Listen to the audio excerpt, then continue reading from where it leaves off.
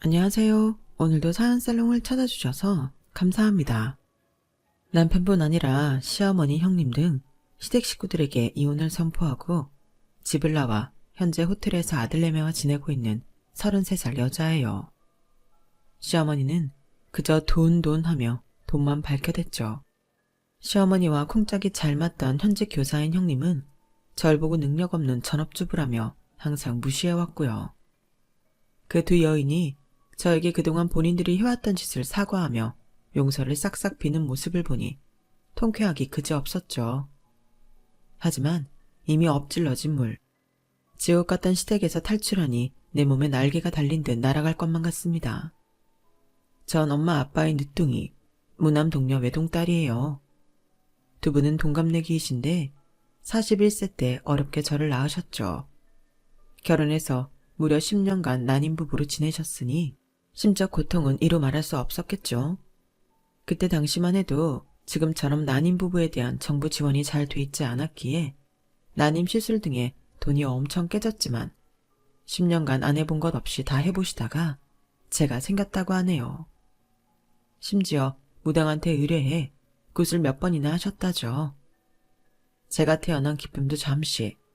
엄마는 결혼해서 10년간 아이가 안 생겨서 시댁으로부터 받은 서러움이 출산을 폭발하여 부부 갈등이 점점 더 심해졌고 결국 두 분은 이혼을 하시게 되었어요. 우리 부모님을 객관적으로 보자면 둘 다 아쉬울 게 없는 조건이었거든요. 엄마는 옛날 만사꾼 집안에서 태어난 금수저 중에 금수저였죠. 외갓집 어른들이 한강을 끼고 북쪽과 남쪽으로 사들인 땅이 많았는데 그게 전부 서울시 유지로 발전했어요. 곳간에서 인심난다고 외가가 엄청난 부자였기 때문에 사회에 좋은 일도 많이 하셨다고 해요. 독립운동가들도 지원해주고 옛날 못 배운 사람들을 위해 학교도 많이 지어줬다고 하네요. 엄마는 지금도 사립학교 이사장으로 계시면서 아이들을 위한 양질의 교육에 힘쓰고 계시죠. 아빠는 흙수저로 태어나셨지만 조그맣게 차린 무역회사를 잘 경영하셔서 자수성가하셨어요. 아빠 사무실이 종로 광화문의 한 빌딩이었는데 나중에 중견기업으로까지 성장해서 그 빌딩을 통째로 사버리셨으니까요. 지금도 주변 중소기업 사장님들의 롤모델이라고 하네요. 연매출 3천억씩 올린다니 엄청나죠. 이렇게 엄마 아빠 두 분이 서로 경제적으로 아쉬울 게 없으시니 자존심 싸움이 대단하셨죠. 어렸을 때 생각하면 엄마 아빠가 서로 으르렁거리신 장면밖에 기억이 안 날 정도니까요. 그 와중에 아빠 쪽 집안에선 10년간 아이가 안 생긴 이유를 다 저희 엄마 탓으로 돌려버리니 엄마도 환장을 노르셨을 거예요. 제가 아기 낳기 전에는 왜 우리 부모님은 10년간 잘 참아놓고 날 출산한 뒤 이혼하셨을까? 라는 생각에 두 분이 이해가 안 되었는데 제가 지옥 같던 시댁을 겪어보니 왜 이혼하는지 알 것 같더라고요. 돈도 있겠다. 마음고생해서 스트레스 때문에 병 걸리는 것보단 나은 선택이었다 싶네요.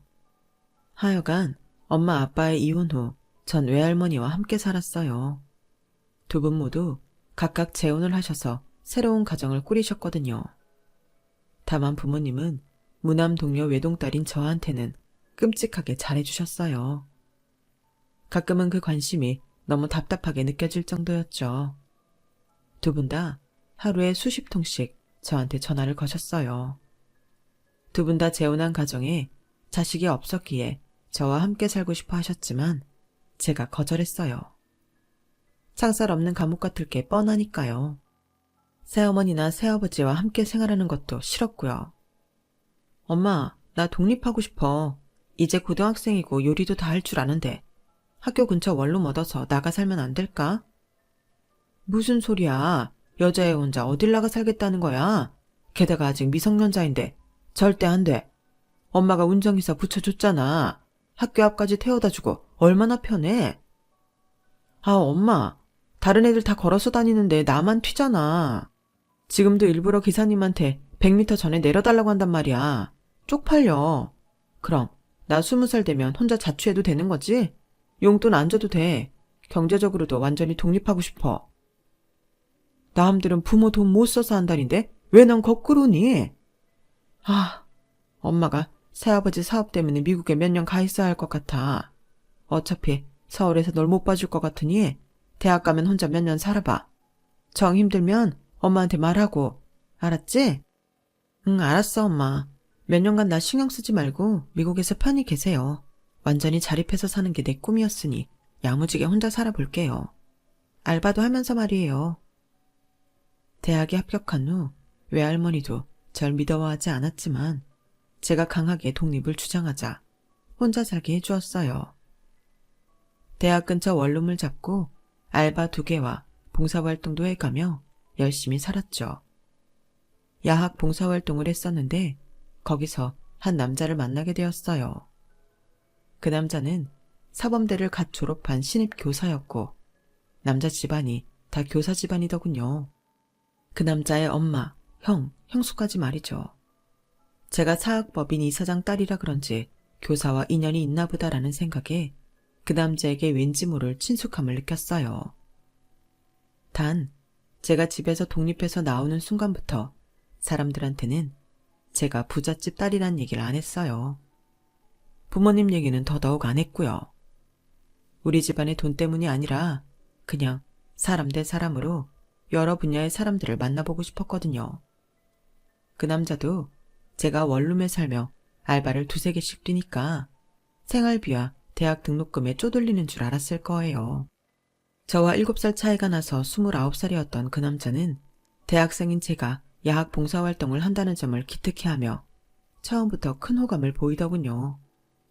저만 보면 한박 웃음을 짓고 쫓아와 이 얘기 저 얘기하는 수다쟁이였죠. 성희씨, 말 놔도 되나요?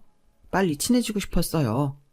성희씨 대학생이고 아직 어린데 배움에 목마른 어르신들을 이리도 잘 가르쳐주다니 놀라운데요.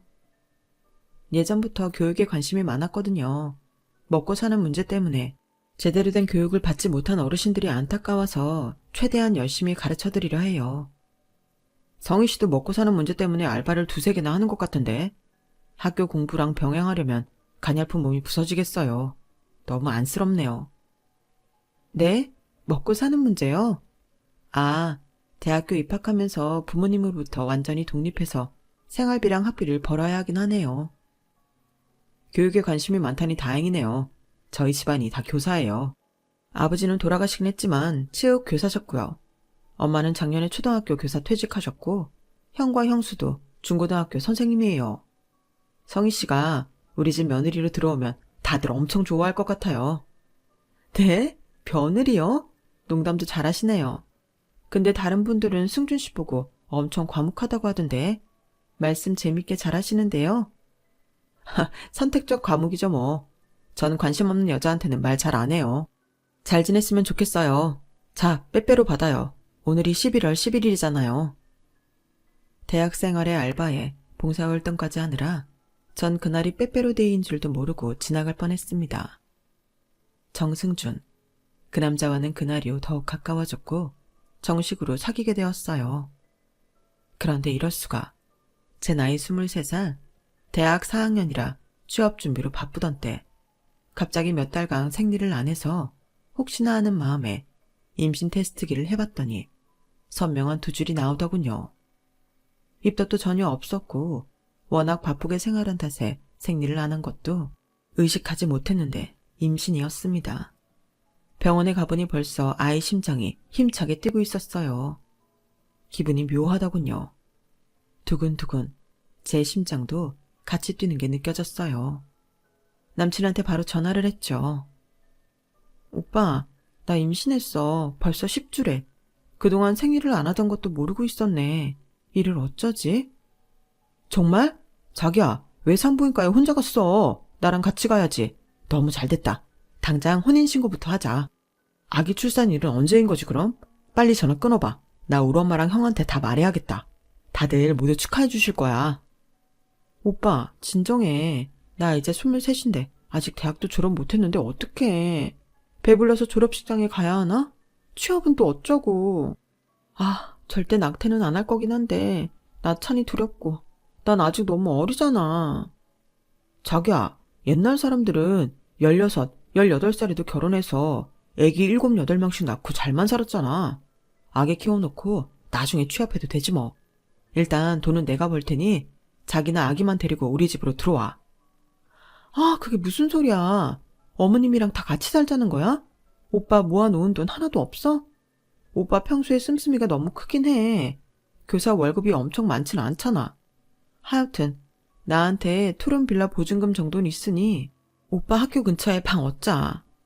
그래, 이런들 어떻고 저런들 어때. 우리가 아기 낳고 잘 살면 장땡이지. 아, 기분 너무 좋다. 엄마한테 말해야겠다. 이따 다시 통화하자, 성이야. 그로부터 정확히 2시간 후, 밤 10시가 되었는데 누가 제 원룸 방문을 쿵쿵 발로 차는 소리가 들리더군요. 여자 혼자 사는 집에 갑자기 누구지? 덜컥 겁이 났습니다. 누구세요? 나 승준이 엄마야. 얼른 문 열어. 남친 어머니였죠. 저는 일단 문을 열어드렸습니다. 어머, 어머님 안녕하세요. 처음 뵙겠습니다. 여긴 어떻게 아시고. 제가 먼저 인사드렸어야 했는데 늦었네요. 누추하지만 들어오세요. 야, 이년아. 뭔 소론이 이렇게 길어. 째깍째깍 문이나 차 열지. 이 밤에 어른을 밖에 세워놔? 이런 코딱지 같은 집에 사는 거 보아하니 돈도 지지리도 없는 것 같은데 버러지 같은 잡것이 우리 귀한 아들 앞길을 막으려 들어? 아니 어머님, 지금 밤 10시예요. 갑자기 쳐들어와서 이게 뭐 하는 짓이죠? 아까 발로 제 방문 찼을 때 진짜 심장 떨어질 뻔했다고요. 네가 내 아들한테 임신 공격했다며? 그 얘기 들었을 때 나도 심장 떨어질 뻔했다. 실제로 뒤로 나자빠져서 뇌진탕 걸리는 줄 알았다고. 너 우리 아들 아기 간진 거 맞아? 딴 놈하고 놀아나고는 교사인 우리 아들이 탐나서 괜히 그러는 거 아니냐고. 그게 무슨 말씀이세요? 살다 이렇게 무례한 사람은 처음이네요. 초면에 너무 심한 거 아닌가요? 아무리 남자친구 엄마라도 제가 참는데 한계가 있어요. 절 지금 난잡한 여자를 몰고 가는 건가요? 저 임신 초기예요. 조심하시라고요. 어디서 따박따박 말대답이야? 니네 엄마 아빠 이혼했다며. 이혼한 사람들은 다 하자 있는 사람들 아니냐? 그런 사람 밑에서 어디 교육이나 제대로 받았겠냐고.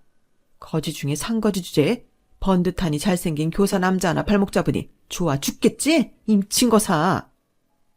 더 이상 쌍욕하시면 경찰 부를 거예요. 어서 빨리 나가주세요. 승준 씨와의 결혼은 다시 생각해 보겠습니다. 승준 씨는 가족들 좋게만 말했는데 지금 어머님을 보니 그 집 수준을 알겠네요. 경찰? 불러. 동네 사람들 여기 꽃뱀 한 마리 있습니다. 꽃뱀부터 잡아가세요. 어서 나가요.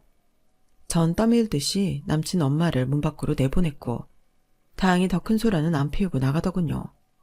너무 열받아서 남친한테 바로 전화를 했죠. 오빠, 지금 장난해? 대체 오빠네 엄마한테 뭘 어떻게 얘기한 거야? 지금 우리 집 와서 한바탕 햄패 부리고 가셨어. 글쎄, 나보고 꽃뱀이라잖아. 미친년, 버러지 생전, 들어보지도 못한 쌍욕을 다 듣고 나 너무 열받아서 돌아가시겠네 진짜. 나도 우리 집에선 곱게 큰 귀한 딸이라고. 에이, 우리 엄마가 그랬을 리가 있나. 엄마가 자기랑 조용히 대화 나눠본다고 집 주소 좀 알려달라고 하셔서 알려드렸지. 내가 좀 급한 일이 있어서 자기한테 말한다는 걸 깜빡했네. 우리 엄마 거의 40년 가까이 교사 생활하다 퇴직하신 고상한 분인데 쌍욕이라니. 그럼 내가 거짓말한다는 거야 지금? 어이가 없네. 뱃속에 있는 내 아기 내가 키울 거야. 오빠의 혼인신고니 결혼이니 없던 걸로 할게. 내가 임신했다는 사실 잊어줘. 뭐? 그게 무슨 말이야 성이야. 우리 엄마 그럴 사람 아니지만 만약 성희를 불쾌하게 했다면 내가 사과할게. 우리 아기 존재 자체를 잊어달라니 말이 돼? 내가 아기를 얼마나 좋아하는데. 우리 아기 이름도 다 지어놨단 말이야. 자기랑 절대 헤어질 수 없어. 어찌됐든 미안해. 어찌됐든 미안해? 지금 그게 제대로 된 사과야? 오빠가 제대로 사과하지 않으면 난 오빠랑 결혼 못해. 나 혼자 아기 낳고 키울 거야. 남친은 전화를 끊자마자 그 밤에 저희 집에 와서는 손이 발이 되도록 빌더군요. 전 엄마 아빠가 이혼한 결혼 과정에서 자랐기 때문에 아빠 없는 자식은 낳고 싶지 않았어요. 몇 달 후에 사과를 받아들이고 정식으로 상견례를 진행했습니다. 그런데 상견례 일정을 위해 전화한 아빠의 목소리가 너무 침울했습니다. 성야, 미안하다. 아기까지 가졌다고? 내가 재혼한다고 널 너무 방치해서 어린 나이에 이런 사단이 벌어졌구나. 그래도 남편이 교사고 좋은 사람이면 난 결혼 찬성이다. 그런데 어쩌지? 아빠가 상견례에는 참석 못할 것 같다. 정말 미안해. 제가 이렇게 혼전 임신으로 결혼하게 된 거 속상해서 그러시죠, 아빠? 이해해요. 그게 아니라 네 새어머니가 엊그제 코로나로 돌아가셨어. 아빠 지금 장례식장이다. 몸과 마음이 무너지는 것 같은 기분이야. 널 외할머니한테 맡겨두고 홀랑 재혼한 것에 대한 천벌을 받는 것 같기도 하고. 뭐라고요, 아빠? 건강하시던 새어머니가 갑자기요? 아빠, 지금 상견례고 보고 저한테 신경 쓰지 마세요. 전 언제나처럼 독립적으로 잘 살 테니. 아빠, 건강 챙기시고요. 장례식장에 저도 가볼 테니 주소 주세요. 아냐, 임신한 사람은 이런 데 오는 게 아니야. 괜히 하기 잘못될라. 아빠가 마음 좀 추스르고 다시 연락할게. 너한테 늘 미안하다. 코로나가 극도로 기승을 부리고 있던 때라 미국에 있던 저희 엄마도 입국하는 게 쉽지 않았어요. 게다가 인원 제한 탓에 상견례 자리를 위한 레스토랑 예약도 쉽지 않아서 그냥 시댁에서 진행하기로 했죠. 상당히 껄끄러운 대상이었던 시어머니와 다시 만나게 되었고 아주버님, 형님까지 한자리에 모였죠. 내 뜻을 거르고 이미 혼인신고까지 마쳤다고? 고얀 것들. 옛날부터 그랬지만 난 큰아들 내외만 믿고 살아야지. 아, 며느리 복도 지지리도 없지. 얼마나 딸을 내놓은 자식으로 생각하면 상견례 자리에도 못 나와 그래? 코로나 시국에 저희 엄마 아버지가 특수한 상황이시라 부득이 참석 못하신 겁니다, 어머님. 나중에 코로나 좀 완화되고 기회되면 다시 자리 만들게요. 그때 거의 째려보듯 절 노려보고 있던 형님이 옆에서 한마디 거들더군요. 첫인상부터 엄청 얄미웠네요. 그래, 대학생 때 연애를 그렇게 진하게 하느라 공부도 제대로 못했겠네, 동서. 나보다 10살은 어리니까 말 편하게 할게. 요샌 누가 20대 초에 애를 낳나? 신기할세. 전 20살 이후로 제 앞가림 다 알아서 잘해왔습니다. 계획이 없던 아가이긴 하지만 소중한 생명이니까 잘 키울 거예요. 10살 많은 형님이 어린 동서인 저한테 좋은 말만 해줘도 모자랄 판에 초장에 길을 꺾으시려는 건가요? 어머, 맹랑하네. 어머님이 동서를 싫어하시는 이유를 단박에 알겠네요. 요즘 것들은 다 저 모양이라니까. 듣자 하니 결혼식도 안 올린다면서? 식장 잡을 돈 한 푼도 집에서 안 되죠? 오죽 가난하면 그럴까. 태어날 애가 불쌍하네. 그렇게 불쌍하면 예식장 비용 중 형님이 대주시겠어요? 저희는 돈 없어서 그런 게 아니라고요. 코로나 시국도 있고 이미 배도 많이 불러와서 아기 낳고 천천히 씩 올리기로 한 겁니다. 남의 사정 알지도 못하면 함부로 말씀하지 마세요. 재수씨, 어디서 배워먹은 버릇이에요? 우리 집안이 다 교사 집안이고 뼈대 있는 가문이라 이 집에 맏아들로서 큰소리 내는 거 딱 질색입니다. 그래도 대학 교육까지 받은 사람이 교양은 밥 말아먹었습니까? 예의를 갖추세요. 우리 큰아들 말이 딱 들어맞는다. 교양 있는 우리 집안에 예의 없는 것이 쳐들어왔구나. 앞으로 네 아주버님이랑 형님한테서 교육 단단히 받거라. 전 너무 기분 나빠서 자리를 박차고 나왔습니다. 바보같이 착해 빠진 남편이 허둥지둥 쫓아 따라 나오더군요. 오빠는 이 집 머슴이야? 가족들이 다 날 공격하는데 왜 한마디도 못해? 아, 미안해. 내가 원래 엄마 말이랑 형 말은 조물주 말씀처럼 떠받들고 살아와서 습관적으로 내내만 하고 있었네. 정말 미안해, 자기야.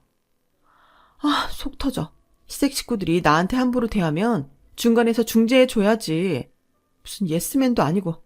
아. 그저 착하기만 한 줄 알았던 남편이 바보 천치로 보이더군요. 앞으로의 시집살이가 무지하게 걱정되기 시작했습니다. 저 혼자 임신하고 혼인신고까지 마쳤단 말에 엄마는 걱정이 되셨는지 미국에서 전화로 안부를 계속 물었어요. 성희야, 몸은 좀 어때? 남편은 잘해줘? 시댁 식구들은? 엄마가 한국 나가고 싶은 마음이 굴뚝 같은데 이놈의 시국 때문에 가질 못하고 발만 동동거리고 있다. 너희 새아버지 사업도 잘 안 돼서 엄마 돈까지 많이 투입되고 있고 참 진퇴양난이야. 어머, 엄마 돈까지 새아버지 사업에 투입되면 어떡해? 하긴 그래도 엄마 재산은 넘쳐나니깐 별 타격도 없겠지만 엄마 이러다 또 이혼하는 거 아니야? 모르지 뭐. 새아버지랑 사이가 안 좋긴 해. 근데 지금 내 걱정할 때가 아니지. 넌 언제가 출산일이니? 엄마가 전화로 최고급 산후조리원 예약해 놓을까? 한 90평짜리 넓은 곳인데 한 달에 많이 나온다더라. 1억 정도 된다는데 우리 딸이 아기를 낳는다는데 그 정도는 출산 선물로 엄마가 해줄게. 아, 무슨 1억이야 엄마. 나 최저시급 받아가며 알바해보니 단 몇백만 원도 진짜 벌기 힘들단 걸 알았어. 엄마 아빠가 경제적으로 여유 있단 것도 시댁에선 몰라. 남편도 모르고 괜히 돈 달라고 들러붙을 것 같아서 말도 안 했어. 여태까지 내가 모은 돈으로 저렴한 조리원 찾아서 들어갈 테니 걱정 마세요. 네가 왜 그런 힘든 생활을 해야 해? 난 내 딸 고생하는 거 딱 싫어. 엄마가 입금해 줄 테니 그 돈으로 네가 직접 예약해 그럼. 엄마는 당장 1억을 계좌로 싸주셨지만 전 그냥 180만 원짜리 저렴한 산후조리원에 들어갔어요. 제가 모아놓은 돈으로 말이죠. 절 예전부터 알던 친구들은 이런 절 보고 괴짜라고 하지만 전 부모님 호강에서 벗어나 독립적으로 살고 싶었어요. 그러나 시댁 사람들은 그런 저를 많이도 지치게 하더군요. 시어머니는 저희 친정이 가난한 줄 알고 구박도 많이 했어요. 기가 찼습니다. 현직 중학교 교사인 형님은 아기를 낳고 전업주부로 있는 절 무시하고 능력 없다며 대놓고 비난하기 일쑤였죠. 형님은 시어머니와 콩짝이 맞아 쌍으로 절 공격하더군요. 제가 깡이 센 타입이라 집중 공격을 온몸으로 막아냈지. 마음 여린 타입이었으면 진작에 그 집에서 도망 나왔을 거예요. 저에겐 경제력 빵빵한 친정 부모님이라는 언덕이 있었으니까요. 하지만 아기를 두고 이혼하기 싫어 악으로 깡으로 버텼네요. 전 출산일이 되어 제왕절개로 아들을 낳았고 이름은 정도하로 지었어요. 제 눈에 너무 예뻤지만 시어머니는 형님네 아기들이 이미 둘이나 있었기에 셋째 손주가 뭐 반갑겠냐며 한 번을 안 안아주더군요. 참 지독스런 노인네였죠. 도아가 태어난 지도 3년쯤이 되었을 때 걷는 것도 빠르고 신체 발달은 정상 같았는데 말이 좀 늦게 튀었어요. 36개월이 되어도 말을 못하자 전 언어치료를 시작했죠. 시댁 식구들은 옳다구나 하고 또 한마디씩 던지더군요. 동서, 도아 혹시 다른 데도 문제 있는 거 아니야? 제대로 다 검사해봤어? 아직 말을 못하는 건 엄청나게 큰 문제 아니야? 뭘 또 엄청나게 큰 문제라고 하시나요? 대학병원 가서 다 검사해봤는데 다른 문제 없고 단순 언어 지연이래요. 남자아이들은 종종 이렇게 늦는 경우가 있다고 하네요. 언어치료 받는 중인데 요즘 부쩍 표현이 늘었네요. 우리 애들은 돌 지나서부터 폭풍 말하기 시작했어. 24개월 땐 책도 읽었다고. 그쪽 아기는 엄마 닮아서 무식한가? 그래도 도련님은 교사니까 똑똑했을 텐데 말이야. 제가 전업주부라고 매번 무시하시는데 저도 멀쩡히 대학 교육 받은 사람입니다. 저 닮아서 애가 무식하다뇨. 우리 도아가 말은 아직 안 트였어도 말귀 다 알아듣는 똑똑한 아이예요. 애 앞에서 할 말이 있고 못할 말이 있죠. 선생이란 사람이. 말 조심하세요. 꼴에 자존심은 있어가지고 웃기지도 않아. 정말 됐고 이번에 김장 나 못 가니까 동서가 애 좀 써. 못 오신다뇨? 이번 김장 때 어머님이 300포기 하신다고 각오하고 오라고 하시던데요. 300포기를 저 혼자 다 하라는 말씀인가요? 내가 손을 엄청나게 많이 다쳐서 말이야. 나같이 곱게 자란 사람이 심지어 다친 손으로 험한 일을 해야겠어? 김치 다 되면 그때 얼굴이나 비출게. 수육도 제대로 삶고 있으라고. 이번에 어머님께서 굴도 넣고 김치 아주 맛있게 하신다고 하더라. 동서 일 다 시킨다고 하셨어. 난 안 와도 된다고. 형님 안 가면 저도 안 가요. 붕대라도 감고 오세요. 전 4살 된 아기가 있음에도 불구하고 가서 중노동할 각오하고 있잖아요. 왜 매번 저만 시댁 일 다 해야 하나요? 저도 힘들다고요. 제가 강하게 나간 탓인지 형님은 오른손에 붕대를 칭칭 감고 시댁에 왔어요. 손 아프다며 거의 의자에만 앉아있던 형님이 무려 300포기의 김장을 마치고 수육을 삶자 눈빛이 변하더군요. 잠깐 화장실에 다녀오겠다던 형님을 뒤에서 잠깐 봤는데 저쪽 한 구석에서 오른손에 칭칭 감겨있던 붕대를 풀더니 왼손으로 바꿔매고 있지 뭐예요. 오른손으로 김장 김치며 수육을 집어 먹어야 하는 게 당연하니 붕대를 바꾸던 중이었죠. 형님, 지금 구석에서 혼자 뭐 하는 거예요? 오른손에 있던 붕대를 바꾼 거예요? 김치랑 고기 먹으려고요? 진짜 가지가지 하시네요. 그게 웬 바보 같은 쇼예요. 일하기 싫어서요? 참네. 아니, 왜 남의 사생활을 훔쳐보고 그래? 뭐가 일하기 싫어서야? 이젠 오른손보다 왼손이 더 아파서 붕대 바꿔매고 있는 중인데 뭔 상관이냐고. 뭔 상관이냐고요? 지금까지 몇 시간에 걸쳐 거의 저 혼자 김장 300포기 한 거 두 눈으로 보고도 그런 말이 나와요? 나보다 10살 많은 어른이면 어른답게 행동하세요. 형님이 가르치는 중학생만도 못한 행동을 하고 있네 진짜. 뭐라고?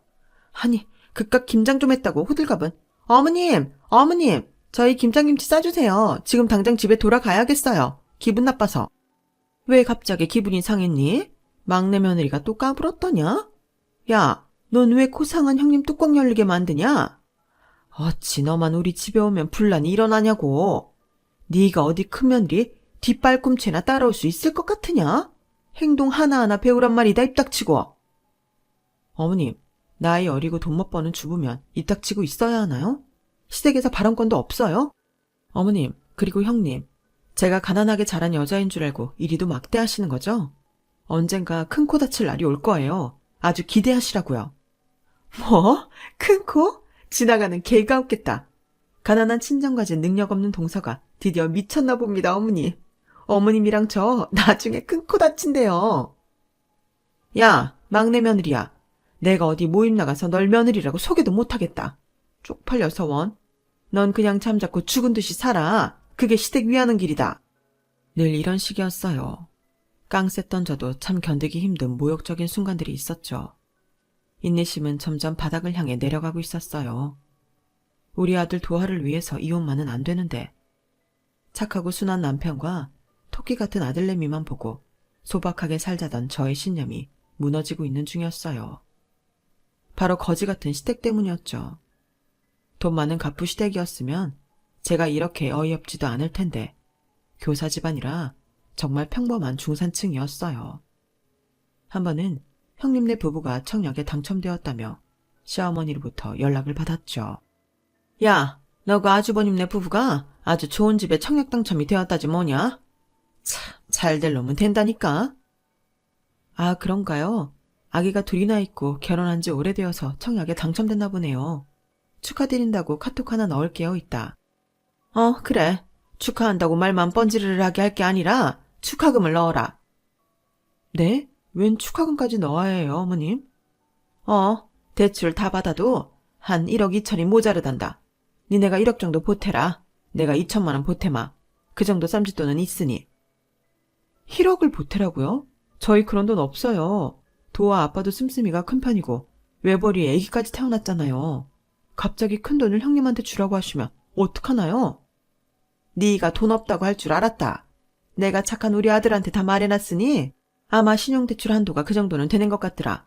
그럼 우리 아들한테 말해서 형한테 좀 빌려주라고 하지 뭐. 도와 아빠가 신용대출 받아서 형네한테 준다고 했다고요? 아니, 저한테 상의도 없이. 어머님, 무슨 강도도 아니고 저희한테 이렇게 갑작스레 돈을 뺏어가시는 거예요. 강도? 지금 네 남편 낳아준 시애미 보고 강도라고? 형제끼리 좀 돕고 살면 어떠냐? 그럼 어렵게 된 로또 같은 청약을 1억 2천이 없어서 난리랴?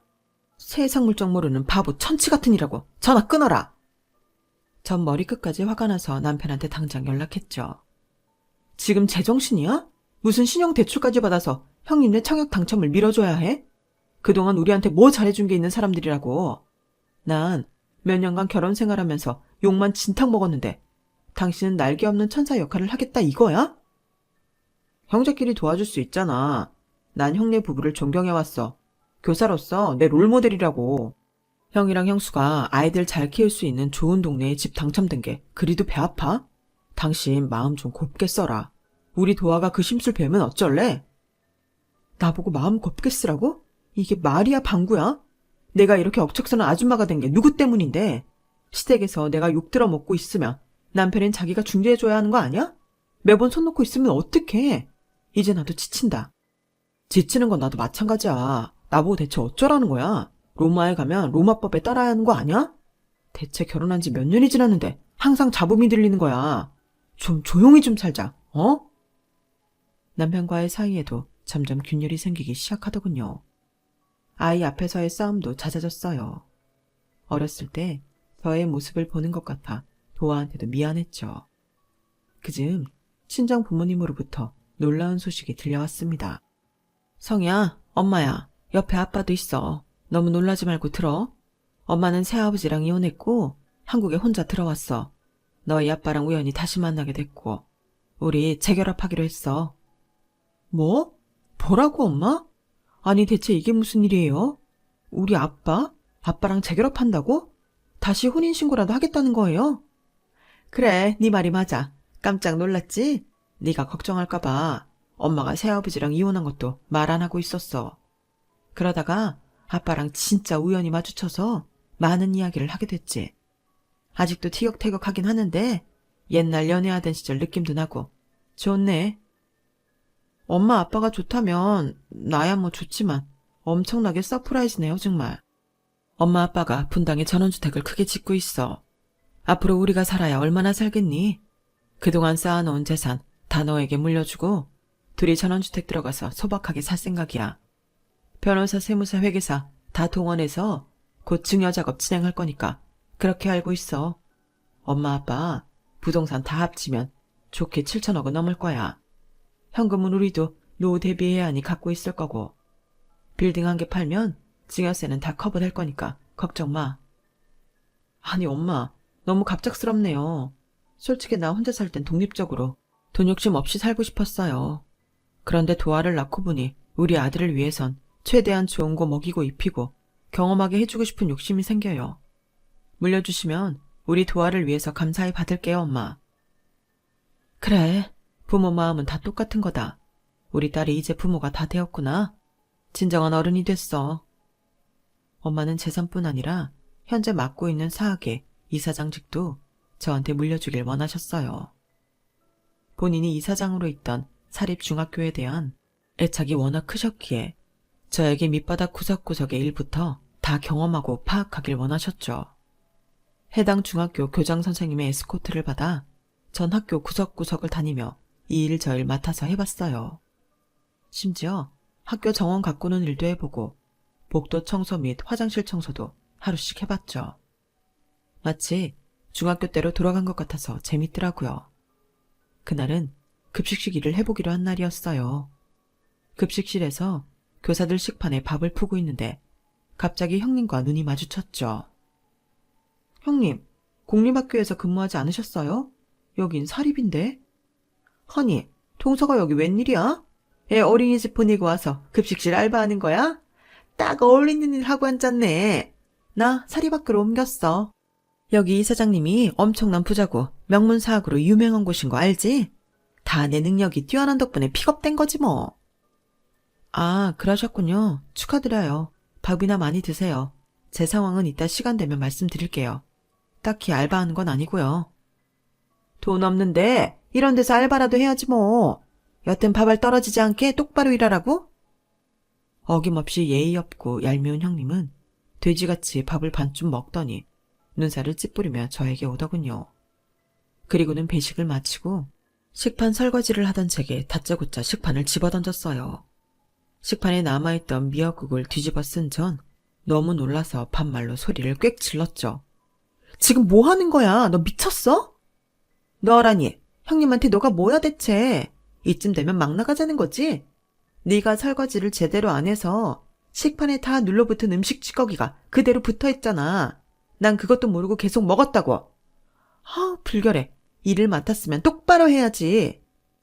큰 소리가 나자 교장 선생님이 달려오셨어요. 대충 상황을 파악하곤 형님한테 삿대질을 하며 저에 대해 알려주시더군요. 이 선생, 이분이 누군지 알고 그러는 거야. 이분 우리 학교 이사장님 따님이셔. 학교 이사장직 승계를 위해 밑바닥부터 파악 중이신 분께 지금 뭐하는 짓거리야. 네? 뭐라고요? 교장 선생님, 이 사람은 제 동서예요. 잘못하신 거 아니에요? 저 인간 친정은 아주 가난하다고요. 아니, 나 이제 네 동서 아냐.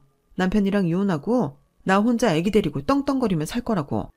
나 이번에 이 학교를 포함해서 부모님 재산 7천억 넘게 물려받기로 했어. 이혼 완료되고 물려받아야지.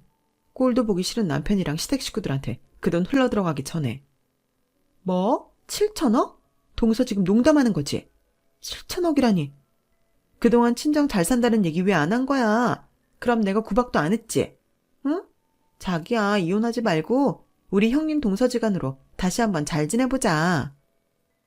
친정 가난하다고 능력 없는 전업주부라고 무시할 땐 언제고 이제 와서 살살거리시나? 네 눈엔 돈 없으면 사람으로도 안 보이지?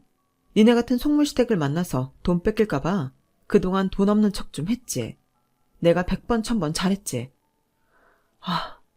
교장 선생님, 저 지금 저 여자가 던진 식판에 맞아서 당장 폭행죄로 고소할 거예요. 이 학교 교사로서의 징계는 교장 선생님께서 알아서 해주세요. 네, 알겠습니다, 이사장님. 이 선생에 대한 징계 단단히 내리겠습니다. 동서, 아니 이사장님 정말 죄송합니다. 식판 던진 건 그저 실수였어요. 가족 사이였는데 좀 선처해 주시면 안 될까요? 그동안 못되게 굴어 정말 죄송합니다. 한 번만요. 형님은 사람들 많은 식당에서 제 앞에서 무릎 꿇고 울면서 싹싹 빌더군요. 아랑곳 않고 전 바로 집으로 가버렸습니다. 형님에 대한 폭행죄 고소와 남편에 대한 이혼 소송을 동시에 진행했어요. 일단 그동안 살던 투룸 빌라에서 나와 아이와 함께 신라 호텔의 스위트룸으로 향했습니다. 친정 엄마가 주신 한도 없는 카드로 긁었어요. 그래, 우리 도화를 위해 이제 지질이 궁상맞게 살지 말자. 돈 있는 사람이 쓰고 살아야 경제도 돌아가지. 돈 쓰는 게 뭐 죄인가? 라는 마음으로 그동안 사고 싶었던 거, 먹고 싶었던 거 다 잘 먹고 잘 사고 다녔습니다. 시어머니와 남편한테 번갈아가며 하루 종일 연락이 왔지만 다 씹어버렸어요. 카톡을 대충 읽어보니 그동안의 잘못을 뉘우친다, 미안했다, 돌아와라 등등 사과 일색이더군요. 전 차단해버리고 변호사를 통해서만 연락하라고 했어요. 남편한테도 그동안 오만정이 다 떨어져 상대하고 싶지도 않았거든요. 시어머니한테는 쌍욕을 퍼붓고 싶을 만큼 쌓인 게 많고요. 다만 이혼 후에도 우리 도아에게 아빠로서의 역할은 하게 할 생각입니다. 최소 주말에는 만나게 해주려고요. 시댁과 남편에 대한 저희 악감정을 아들에게까지 전하고 싶진 않더라고요. 이혼 선포와 더불어 제가 금수저 친정을 둔 사람이었다는 걸 알게 된 시댁은 난리가 났다고 하더군요. 시어머니는 진짜 개거품을 밀고 쓰러졌다죠. 저 같은 며느리를 구박한 게 평생 후회스럽겠죠. 돈 좋아하는 시어머니가 콩고물 하나도 못 얻어먹었다는 사실이 한스럽겠죠. 뭐 더 이상 한 식구도 아닌데 제 알 바 아니네요. 찻잔 속의 고요처럼 전 우리 아들과 최고급 호텔에서 평화롭게 지내고 있습니다. 이제 돈 생각 안 하고 우리 도아를 최고로 잘 키우렵니다.